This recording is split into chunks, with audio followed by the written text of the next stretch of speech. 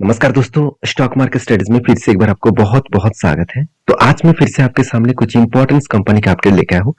आज का वीडियो बहुत इंटरेस्टिंग होने वाला है क्योंकि इस वीडियो के अंदर बहुत सारे कंपनीज के चर्चे के साथ साथ उसके टेक्निकली चार्ट पैटर्न भी आपके साथ शेयर करूंगा। तो वीडियो को लास्ट तक देखिएगा और अभी तक अपने चैनल को सब्सक्राइब नहीं किया तो जरूर कर लीजिएगा कंटिन्यूसली इन्फॉर्मेशन और अपडेट्स पाने के लिए। फर्स्ट जो कंपनी है जिसके बारे में चर्चा करूं उसका नाम है इन्फो एज।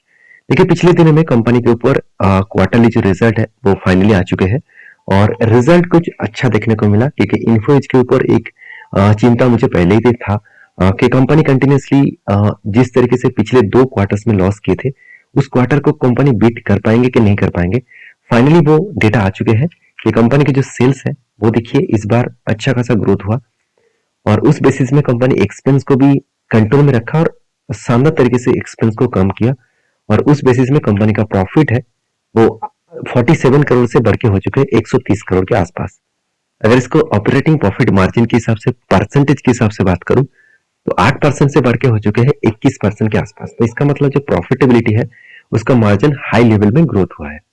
अभी देखिए इनकम के बारे में और बात करूं तो कंपनी के ऊपर जो नेट प्रॉफिट है इसके बारे में चर्चा करूं तो 94 करोड़ से बढ़ के हो चुके 240 करोड़ के आसपास। इसका मतलब 94 करोड़ से बढ़ के हो चुके हैं 240 करोड़ के आसपास और इसी तरीके से कंपनी का ग्रोथ हो रहा है। अगर यही चीज को मैं देखूं तो 46 करोड़ और 147 करोड़ और 240 करोड़ तो इस तरीके से कुछ धीरे धीरे करके कंपनी आगे बढ़ रहा था। बीच में देखिए बहुत ज्यादा लॉसेस कंपनी कर बैठे थे 500 करोड़। यही कंपनी के लिए खतरा बना था और 500 करोड़ कंपनी का खुद का कोर बिजनेस के ऊपर लॉस नहीं हुआ। ऐसे नहीं कि कंपनी के पेरेंट जो मतलब मदर जो बिजनेस है उसके ऊपर लॉस हुआ, बिल्कुल नहीं। कंपनी के जो सब्सिडरीज कंपनी है जहां से कंपनी का अदर्स इनकम आ रहा था वहां पे कंपनी ने लॉस कर बैठे थे। तो जिसके चलते है मार्च 2023 में जो मतलब क्वार्टर आया था उस क्वार्टर में कंपनी बिग लॉसेस किए थे और आज उस लॉसेस को रिकवरी भी कर चुके हैं और अच्छा खासा प्रॉफिट में भी कंपनी पहुंच चुके हैं अभी फिलहाल के लिए। तो यहाँ पे आप देख सकते हैं एज ए इन्वेस्टर प्रोमोटर से लेकर एफएसडीएस पब्लिक सारे व्यक्ति ने इस कंपनी के ऊपर निवेश करके रखा और जब इस कंपनी के ऊपर कंटिन्यू होल्ड हो रहा था इंस्टीट्यूशन के माध्यम से और इंस्टीट्यूशन खुद का होल्डिंग को बढ़ाते जा रहे थे तभी एक अंदाजा लग गया था कि हाँ कंपनी का रिजल्ट फिर से रिकवरी हो सकते हैं। हाँ इतना जल्द से जल्द इतना शानदार रिकवरी होगा इतना पता नहीं था। तो हाँ अच्छा खासा ग्रोथ किया यही बड़ी बात है। और इसी तरीके से कंपनी का जो बैलेंस शीट है अगर उसके बारे में बात करूं तो कंपनी के जो बैलेंस शीट है वो रिजर्व लगातार बढ़ते चले गए। 2-3 साल पहले ही आप देखेंगे तो कंपनी का जो रिजर्व था करीबन 5,000 करोड़ के आसपास था, वो आज 4 टाइम्स के आसपास कंपनी के रिजर्व बढ़ चुके हैं। 5,000 करोड़ से बढ़ के हो चुके हैं 20,000 करोड़ के आसपास। और बोरिंग्स के बारे में बात करूं तो कंपनी के जो बोरिंग्स है वो भी आपको 274 करोड़ के आसपास देखने को मिला। इसका मतलब कंटिन्यूसली कंपनी का ग्रोथ भी यहाँ पे देखने को मिला है। तो मतलब बोरिंग्स भी बढ़ा है, मतलब कंपनी कर्जा भी ले रहा है खुद के बिजनेस को आगे बढ़ाने के लिए। अभी कंपनी का कितना ट्रेड रिसीव हुआ उसके बारे में चर्चा करूं तो कंपनी का ट्रेड इस बार से 13 करोड़ के आसपास ही कंपनी को प्रोजेक्ट मिला। तो कंपनी के ऊपर सब कुछ मैं डेटा आपके साथ शेयर कर चुका हूँ। अभी फिलहाल के लिए इस कंपनी के ऊपर एक अपडेट भी आया था, आप देखेंगे तो info as revenue rise 4% up to 626 crore and in Q2 as IT sector slow hiring hits. इसका मतलब आईटी सेक्टर के ऊपर जो हायरिंग्स है वो कम हो चुके हैं जिसके चलते इन्फो एज का जो अर्निंग है वो कम हुआ। इसका मतलब क्या है आप ध्यान से समझिए कि आईटी मतलब इन्फो एज मतलब नौकरी.com का काम क्या है कि जितने सारे सेक्टर है उस सेक्टर को एम्प्लॉय को वहां पे मतलब एम्प्लॉय देना। मतलब आपको जॉब चाहिए तो नौकरी.com के साइट के माध्यम से आप आपको नौकरी मिलता है। तो नौकरी.com जो जो सेक्टर को जो जो इंडस्ट्रीज को प्रोवाइड करते हैं उसमें देखा जाए तो आईटी सेक्टर में स्लो डाउन होने के कारण हायरिंग थोड़ा सा कम हुआ है। तो हायरिंग कम होने के कारण ऑब्वियसली यहाँ पे थोड़ा सा प्रेशर है नौकरी.com के ऊपर देखने को मिला। कोई बात नहीं, इस तरीके से सिचुएशन हमेशा होता रहता है। तो कंपनी की प्रॉफिटेबिलिटी बढ़ा है यही सबसे बड़ी बात है, बाकी देखा जाएगा फ्यूचर में क्या होने वाला है। तो फिलहाल के लिए जो सिचुएशन है मैं आपके साथ शेयर किया हूँ। अभी टेक्निकली चार्ट पैटर्न्स के बारे में बात करूं तो नौकरी.com के ऊपर मैंने आपको जो लेवल्स मेंशन करके दिया था कि एक स्ट्रांगली यहाँ पे क्या था, एक स्ट्रांगली एक सपोर्ट था। ये स्ट्रांगली सपोर्ट है क्योंकि यहाँ पे प्रीवियस एक रेंज में यही रेंज को कंपनी ब्रेक करने के बाद एक बड़ा धमाका हुआ था और मुझे लगता है यहाँ पे फिर से रिटेस्ट किया। देखिए फर्स्ट टाइम रिटेस्ट किया तो ठीक है, सेकेंड टाइम रिटेस्ट करके वो वापस जा रहा है, इसका मतलब एक डब्ल्यू जैसे पैटर्न क्रिएट हुआ और इस लेवल को ब्रेकआउट किया, तो इसका मतलब इजीली वो यहाँ तक वो टारगेट अचीव कर सकते हैं। और इसको ब्रेकआउट करके ऊपर क्लोजिंग दे तो एक बड़ा सा मोमेंटम दिखेगा, क्योंकि पहले ही एक पैटर्न क्रिएट होकर बैठे हुए हैं। वो पैटर्न क्या है? शोल्डर, फिर से शोल्डर, उसके बाद बिग हेड, उसके बाद शोल्डर। तो हेड एंड शोल्डर, और वो भी रिवर्सल हेड एंड शोल्डर जो पैटर्न है, इसको कंप्लीट करेंगे तो एक बड़ा सा मूवमेंट आपको देखने को मिल सकता है। तो नेक्स्ट जो कंपनी है जिसके बारे में चर्चा करूं उसका नाम है सुमितोमो केमिकल्स लिमिटेड। देखिए सुमितोमो केमिकल्स लिमिटेड आप सभी जानते हैं ये एक जापानीज कंपनी है, और जापानीज कंपनी होने के बाद भी एक एग्रोकेमिकल्स इंडस्ट्रीज में इस कंपनी का नाम इंडिया के थर्ड लार्जेस्ट केमिकल सेक्टर के ऊपर देखने को मिल जाते हैं।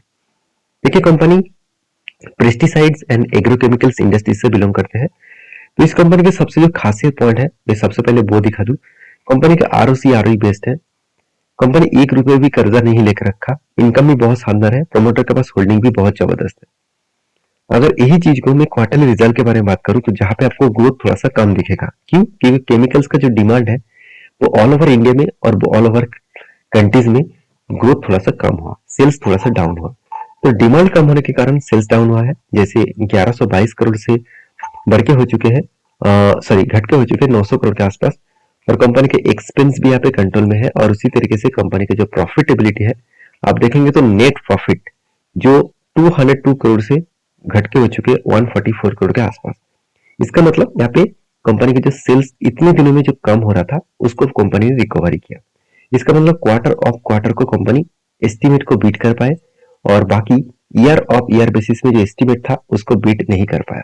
ये सारी चीजों को आपको मैं जरूर यही कहूंगा कि कंपनी की जो प्रॉफिटेबिलिटी है तो उस हिसाब से आपको आगे बढ़ना चाहिए।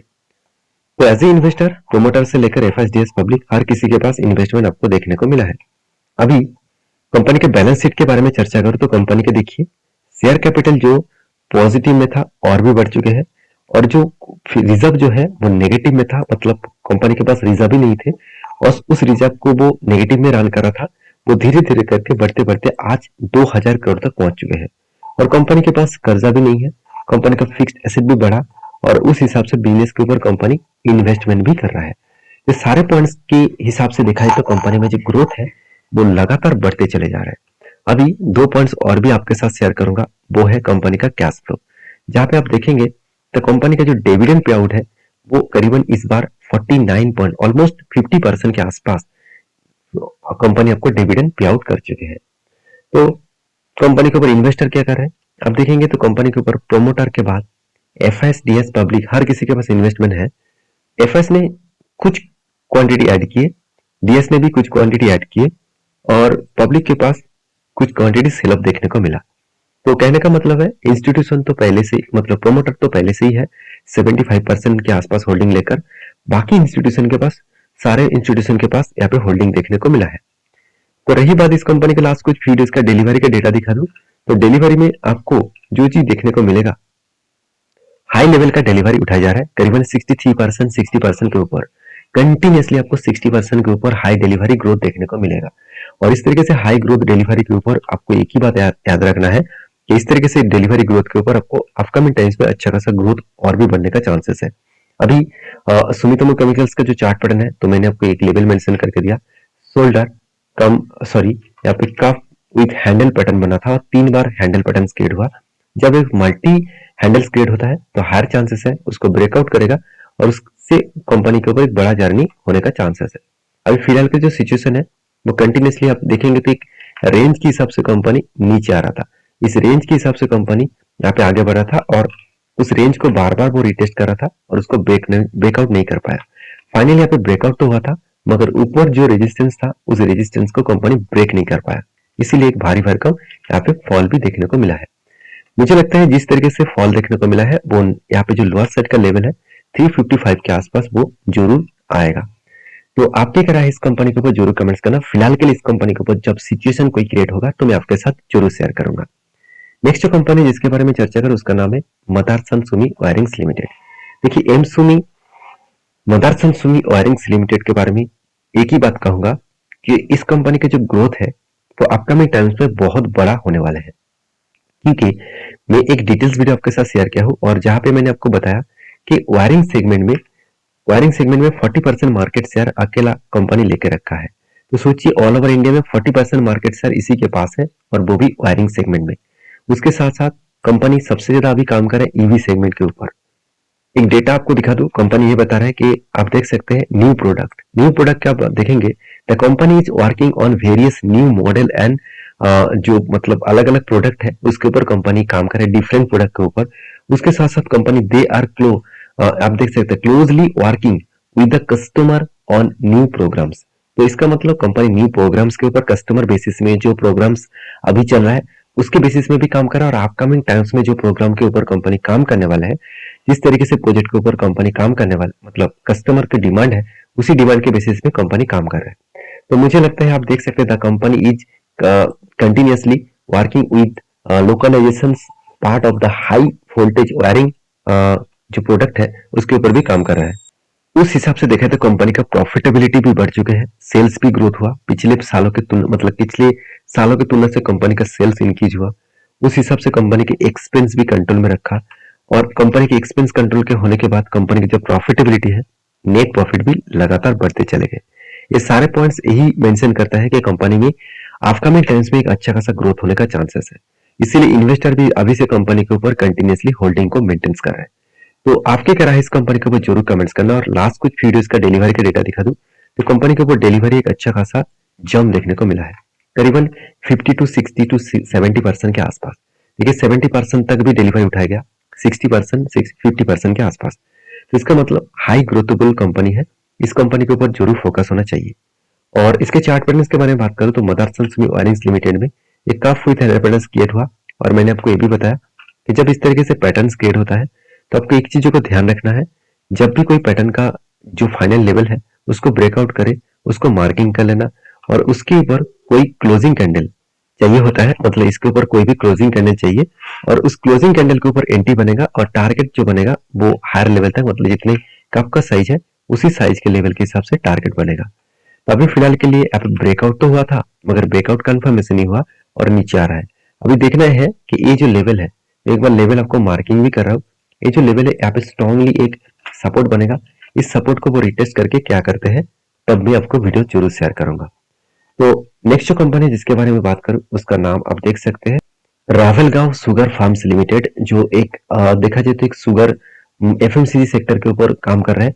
और इस कंपनी के ऊपर एक बहुत बड़ा अपडेट है क्योंकि इस कंपनी ने स्प्लिट देने का अनाउंसमेंट किया 24 नवंबर में, और वो भी देखिए इसका न्यू फेस वैल्यू होगा 10 और ओल्ड फेस वैल्यू था 50।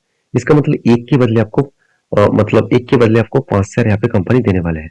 तो एक के बदले 5 शेयर मिलेगा। यहाँ पे क्वेश्चन आएगा कि सर हम लोगों को तो देखने को मिलता है कि 10 का फेस वैल्यू है, तो यहाँ पे 50 का फेस वैल्यू, ये क्या गलत लिख दिया? बिल्कुल नहीं। आप मुझे कमेंट्स करिए, अगर ज्यादा कमेंट करेंगे तो फेस वैल्यू किस तरीके से 50 होते हैं मैं आपको जरूर आपके साथ जरूर शेयर करूंगा।